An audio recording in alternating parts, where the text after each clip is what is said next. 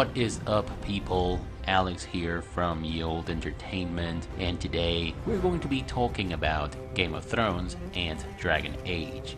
I am going to be comparing the show to the video game because essentially they tell the same story, and I will be telling you why I think Dragon Age told this story better. Now, those of you who say these two products cannot be compared on account of one of them being a video game and the other one a TV show, on account of one of them featuring dwarves, elves, and magic in the form of conjured lightning, fireballs, and force fields, and the other one not having any of this, well, if you're one of those people who says these two products cannot be compared on account of these things, then this video is not for you.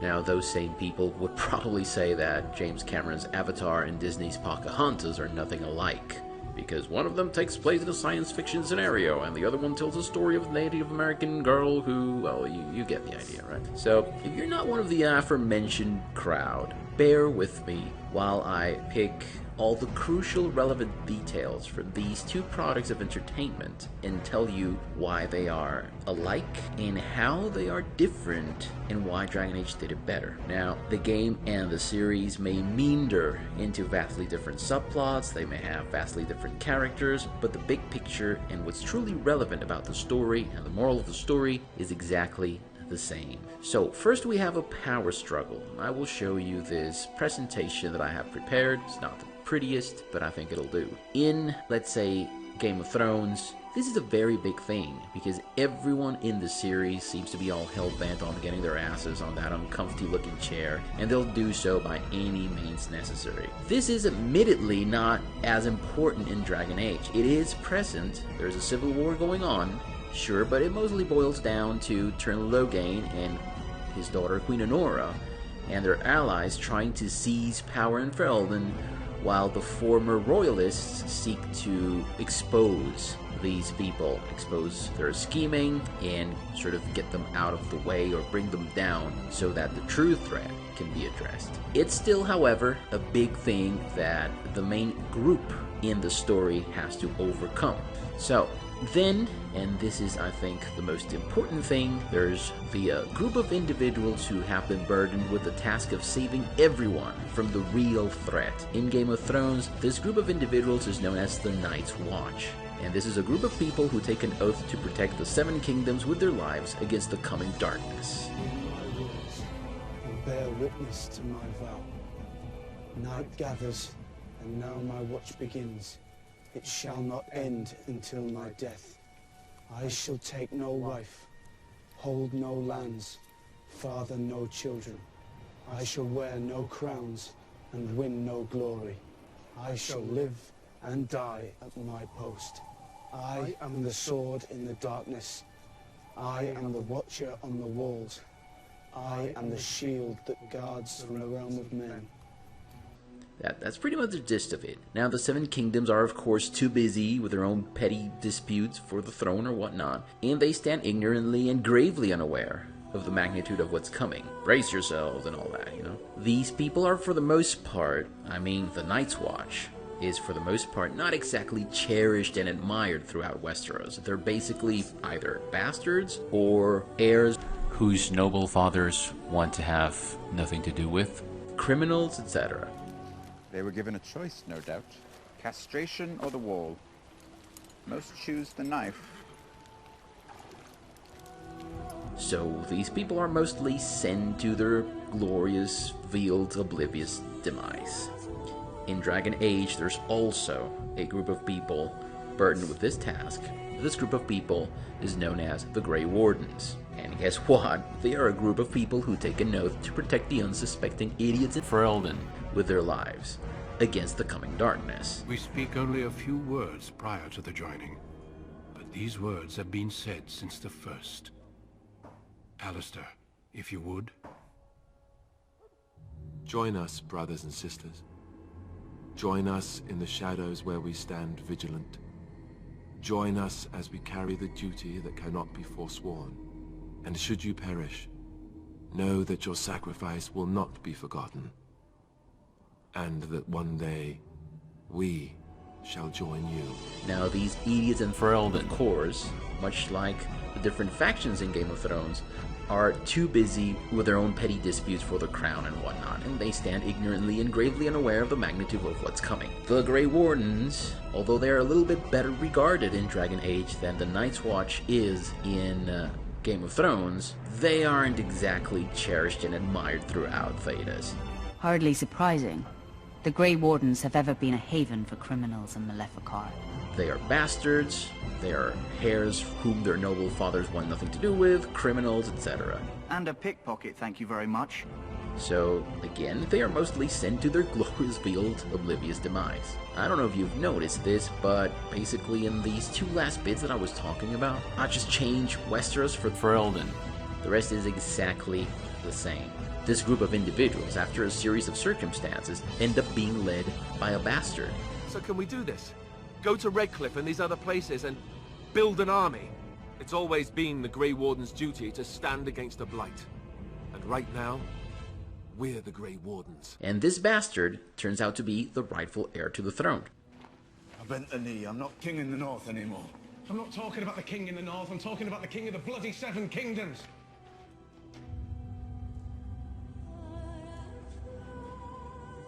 I told you before how Al Eamon raised me, right? That my mother was a serving girl at the castle and he took me in. The reason he did that was because, well, because my father was King Marek, which made Kaelin my half-brother. The bastard wants nothing to do with the crown, and he is very insistent about it. I don't want it. I'm a commoner, I'm now a Grey Warden, and in no way in line for the throne. All the time. He is too busy concerning himself with the great battle to come, of course. That's why he wants no place in the struggle for power. That's alien to him. He doesn't like it. He doesn't care about this. And finally, and this is, I think, the most important thing, there's the greater threat that this glorified group of individuals is meant to save the world from.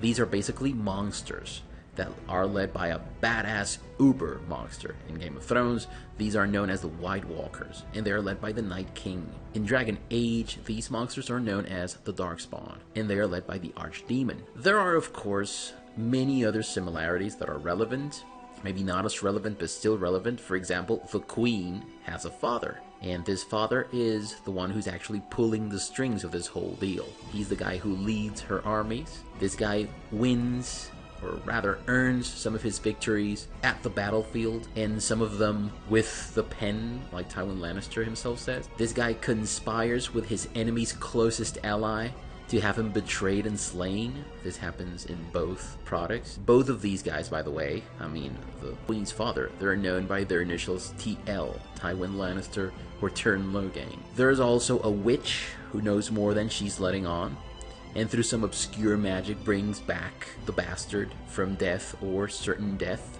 This is very clear in Game of Thrones. It is rather unclear in Dragon Age. You and the bastard who's the legitimate heir, you were shot down and overrun by Darkspawn, probably died, and then the witch saves you from that. So there's a slight difference, but in the end it's the same. There's also the fact that these monsters are twisted versions of regular mortals who are sent back to these regular mortals to teach them a lesson for their arrogance. That's sort of the justification behind the monsters in Game of Thrones and Dragon Age. There's also the overly smart Kanan companion who tries to warn his master of an incoming threat, and most of the time fails at that, like the Mabari, the protagonist in Dragon Age, and the wolves for the Stark boys in Game of Thrones.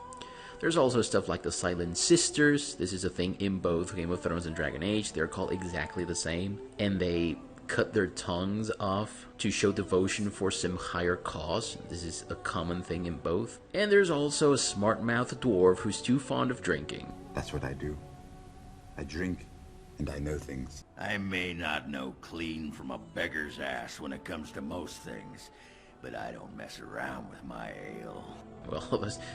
That's not exactly the same. They're not exactly the same. They don't play the same roles, nor do they have the same personalities. So I guess that's not a thing that we can compare. But we could go on for days. I'm not going to go on for days. I'm just going to cut to the chase here and tell you why I think that Dragon Age is deeply more satisfying, and Game of Thrones turned out to be a monumental disappointment towards the end. This is my opinion. This is not fact. These are the reasons why, for me, one of these products worked so well to the point that I played the game 12 times, and why Game of Thrones just felt very sour, just left a sour taste in my mouth towards the end. Okay, let's forget for a moment, those of you who know about this, about Campbell's hero's journey, or red herring, or plot armor, or such other literary concepts. They are rightful explanations, I suppose, to some of the stuff that happens in both of these products, but let's forget about that for a moment, and let's focus on the characters, or some of the characters at least. Let's talk about Jon Snow.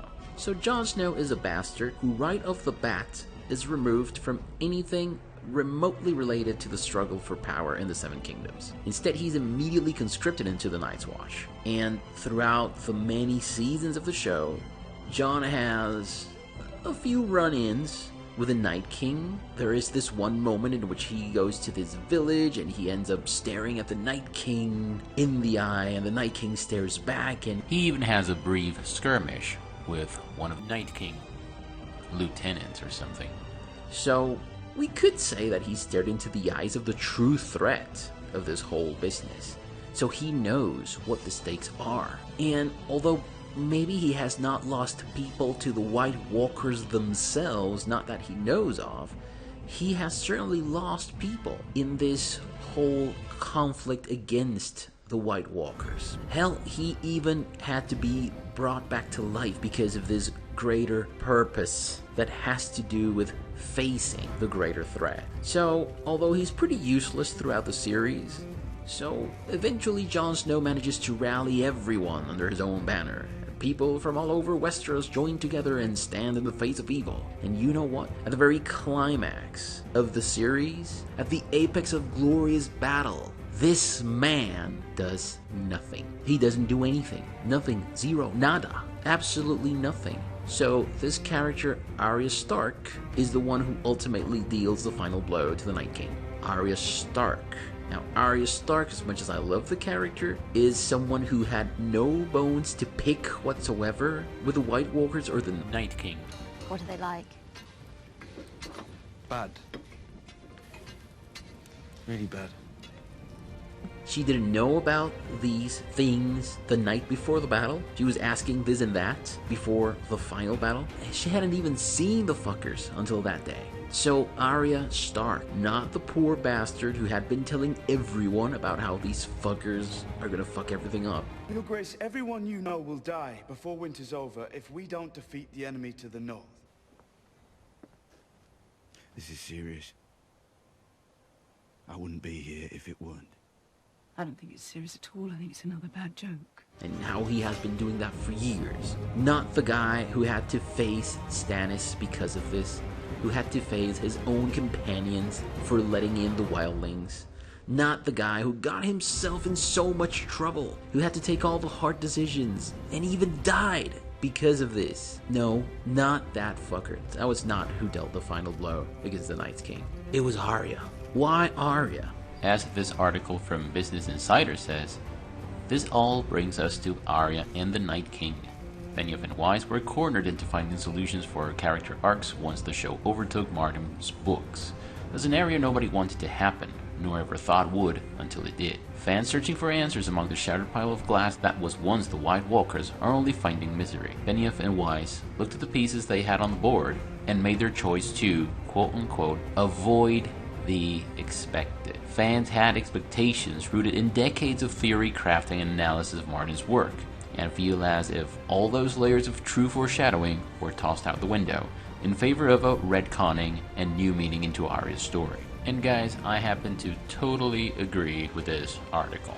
Now, if that's not some bullshit explanation, guys, I truly don't know what is. That is some baloney sausage explanation. Now, how did Dragon Age do this? This is a game, of course, and you can play it in various different ways, but there is this sort of canonical way to play it, and if you take certain decisions, this is how it goes in the end. The bastard picks up that large sword and cuts that motherfucker through the belly, and then, much like it happened in Game of Thrones, the rest of the fuckers, they just vanish, or they run away, rather, in this game. It is as simple as that. The guy who fought the Darkspawn time and time again, the guy who had his mentor and his brother killed by the Darkspawn, the guy who survived seemingly unsurmountable odds, the one who cared not the least about the throne because he knew there was a bigger fish to fry, one that everyone had to concern themselves with. After all his toil, that was what I was expecting.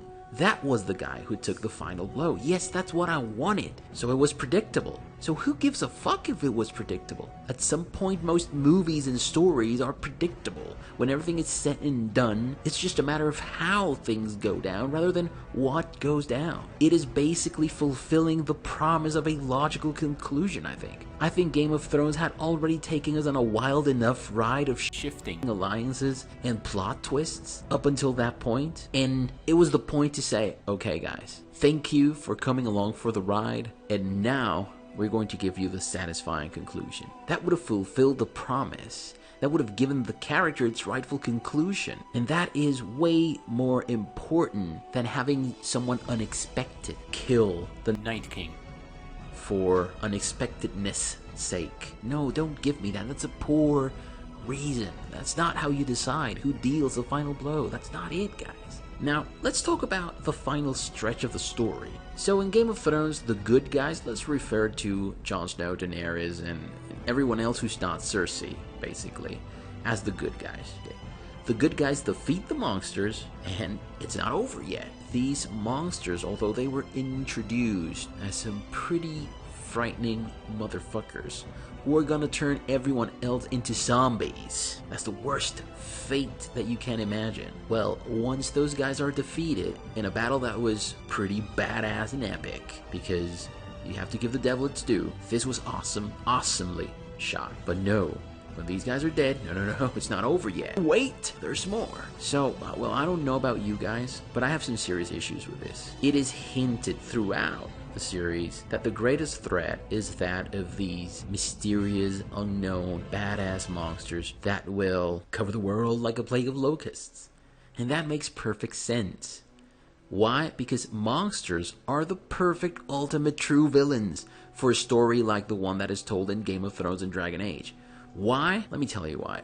Games of power between sentient creatures work this way. Let's say someone wants something from someone else, and that someone else doesn't want to do or to give that thing. Bend the knee seems to be the phrase that best exemplifies this in Game of Thrones and Dragon Age. Everything everyone wants everyone else to do seems to be to bend the knee. It takes no time to bend the knee.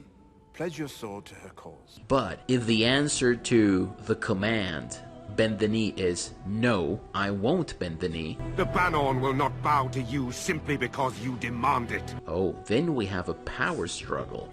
Power is a curious thing, my lord. Are you fond of riddles? Why? Am I about to hear one? 3 great men sit in a room. A king, a priest, and a rich man. Between them stands a common sellsword. Each great man bids the sellsword kill the other 2. Who lives, who dies? Let's say I want you to bend the knee. Let's say I, Alex, want you to bend the knee. If that's the case, I'm probably going to try one of these things. I may try to use what is known as normative power. And normative power revolves around me trying to convince you to bend the knee. On account of, I don't know, we have many things in common. I'm a really cool dude and you're cool too. And this is going to be organically beneficial for everyone. So on account of the things that we share, maybe religion, maybe a political agenda, maybe, I don't know, a common agenda, I convince you, I apply normative power. Or if I don't think that's gonna work because maybe we don't have that much in common, or maybe you won't be convinced, then I may use what is known as utilitarian power. So basically that boils down to, if I can't convince you to bend the knee, maybe I can give you a shitload of money, or properties, or I can sex you up.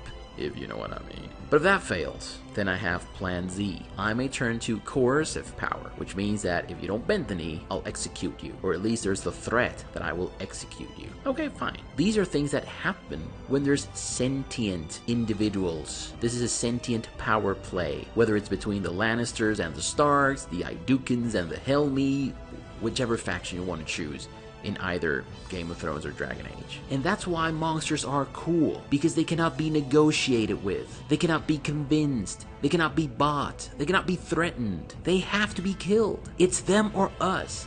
So normative, utilitarian, coercive powers, those are useless. There is surviving them by killing them. And that's what makes monsters the perfect enemy. And that's why it makes perfect sense for the faction of the protagonist of Game of Thrones or Dragon Age to first go out and do all the power play that needs to be done with all the other opposing factions, and then, once everyone is aligned, then you go for the true threat that cannot be overcome otherwise. So first I convince the others, I buy the others, I coerce the others into joining my cause. And once that is done, then we'll see if we can survive this unrelenting mob of monsters that will turn us into zombies.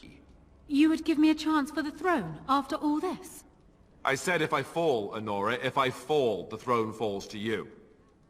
I won't kill you while there's a chance that could happen. Somebody has to treat this blight seriously. That is uncharacteristically wise of you. Yes, well, don't let it get around. I have a reputation. And that's why Game of Thrones fails, in my opinion. They do their best case to present Cersei as a monster. Confess, it felt good. Beating me, starving me, frightening me, humiliating me. You didn't do it because you cared about my atonement. You did it because it felt good. I understand. I do things because they feel good. I drink because it feels good. I killed my husband because it felt good to be rid of him. I fucked my brother because it feels good to feel him inside me. I lie about fucking my brother because it feels good to keep our son safe from hateful hypocrites. I killed your high sparrow and all his little sparrows. All his septons, all his scepters, all his filthy soldiers. Because it felt good to watch them burn.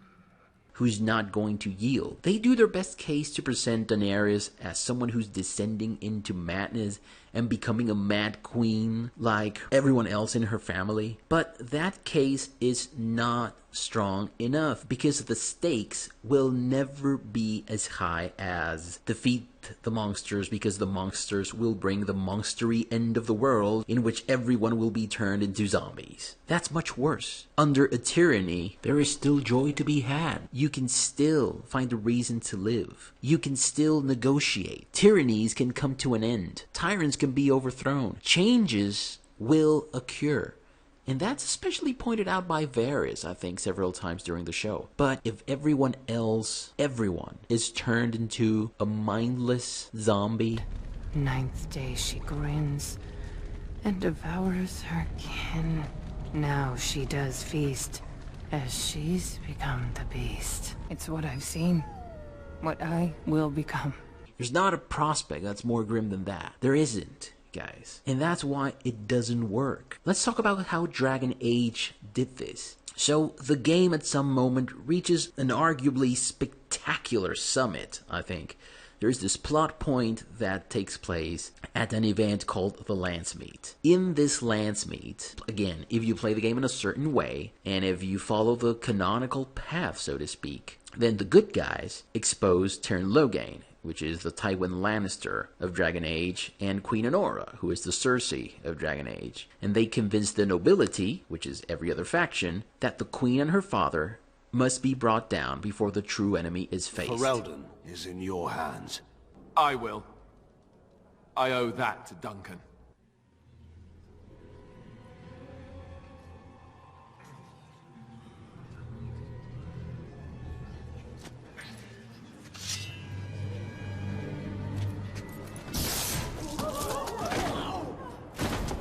And that's how it happens. The queen is defeated, her father is executed.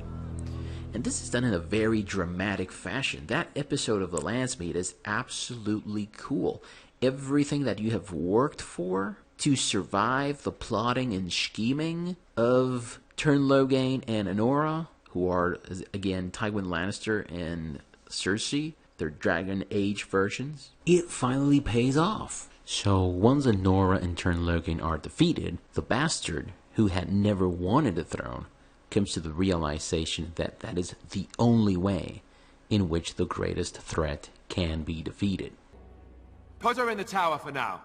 If I fall against the Blight, then she can have her throne. If not, then we'll see. You would give me a chance for the throne after all this?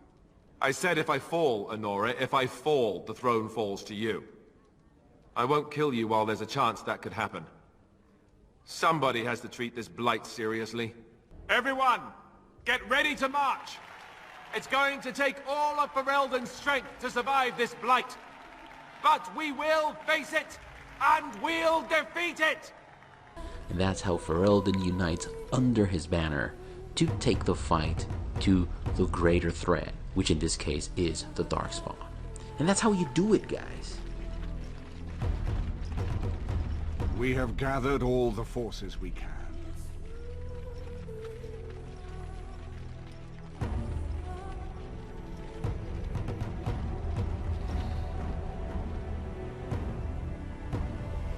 The Darkspawn horde is sure to reach the capital before us. And so we must race to Denerim as quickly as we can.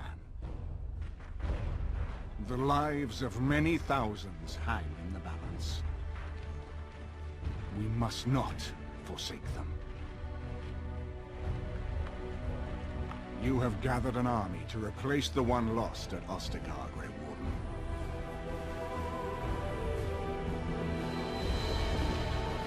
Let us pray that it will be enough.